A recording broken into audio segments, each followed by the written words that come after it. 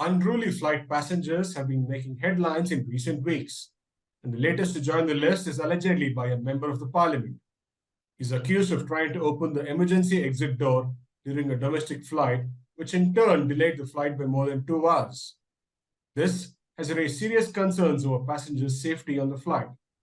To talk more about it, I have our aviation expert, Mr. Giri Prakash. Hello, sir. Welcome to the show.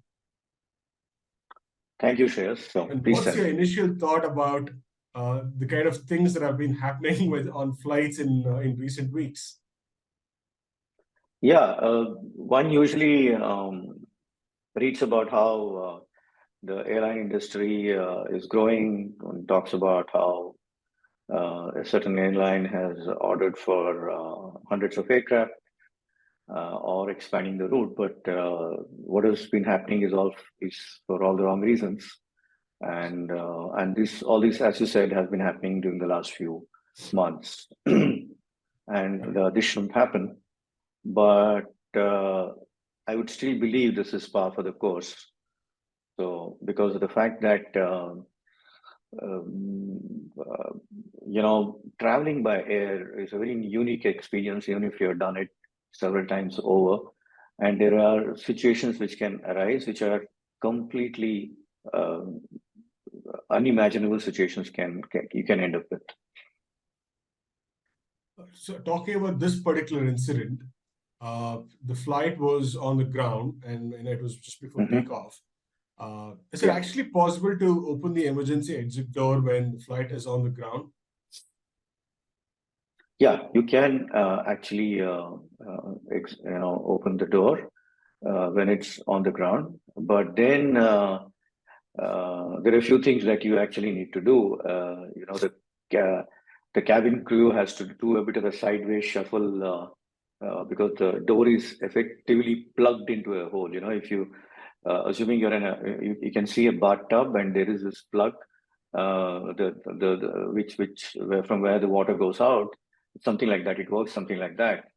So you really need to do a bit of side shuffle for you to actually open the door, and that can only happen when the pilot allows you to do it. So when the aircraft has landed after a flight, you'll hear the pilot telling the cabin crew saying that disarm doors, which refers to the automatic deployment functions of the flights. Only then you can go ahead and do it. If that is the case, then how does it work during an emergency situation? So the passengers who are sitting by the side of the emergency door, as we have all seen during just before the takeoff, the cabin crew comes over there and demonstrates very effectively what exactly needs to be done to open the emergency door, and then they also look at what kind of passengers that there are. They wouldn't want anybody older person to go ahead and do it. They would rather have somebody who's in his mid-30s, mid-40s sitting there, and they are given clear instructions what to do, number one. Number two, there is this cabin crew always at hand to help them do it. So, Giri Prakash, I have two questions based on your answers. Now, the first question is, you said the emergency doors can be opened only when flying is, when the pilot allows it to happen, right? But in this case, how is it possible that the pilot would have given the permission for somebody like him to open the emergency exit door? If that's the You case, got the permission. Yeah. Then what if you try to open the door mid-flight, mid-air? It's a good question to ask. Let me tell you how actually it happens. So let's take the scenario of mid-flight and we are trying to open the emergency door. It's just not possible to open the emergency door at all.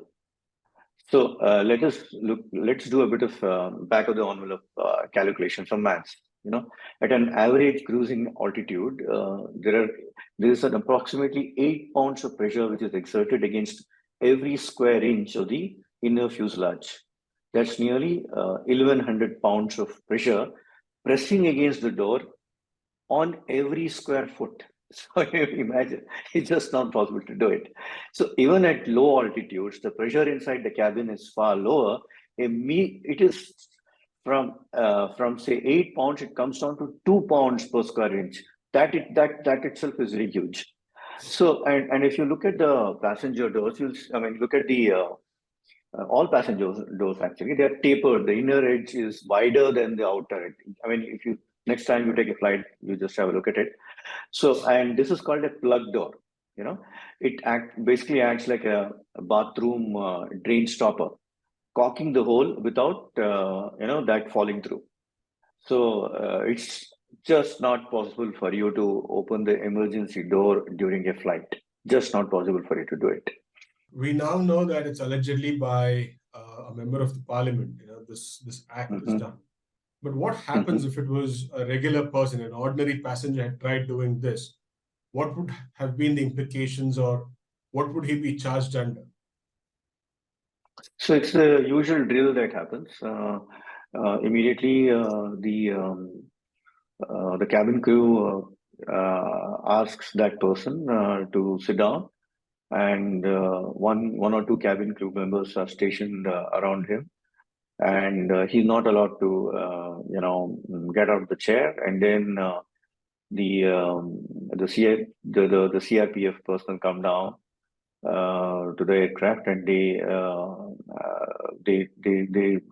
escort him out of the aircraft, and then the usual procedure of whatever punishment that there is, the airline goes and files a report, and then the Director General of Civil Aviation, the regulator body of the airline industry, the Indian domestic airline industry, they get into the act, and whatever punishment is necessary, it could range from arresting him, depending on how serious the offense is, to letting him off with a severe warning, to telling him that he can't fly for another 30 days or 60 days. So various, it's like taking someone to court, and depending on the kind of offense and the situation and all that, the judge decides whether it really needs to be severe or not. But the punishment is given, and an exemplary punishment is given, so that other passengers do not do something similar. So this time, I assume, and I've read it in newspaper reports, that he was let off with a warning by the airline crew and not by the DGCA. It was never reported to the DGCA. The airline in question did not file a report. It did not even alert the DGCA. So formally, nothing happened. Things should have been different if it was for an ordinary passenger. Yeah, I assume so. Thank you, Mr. Giriraj. Thank you for your time. It was nice talking to you.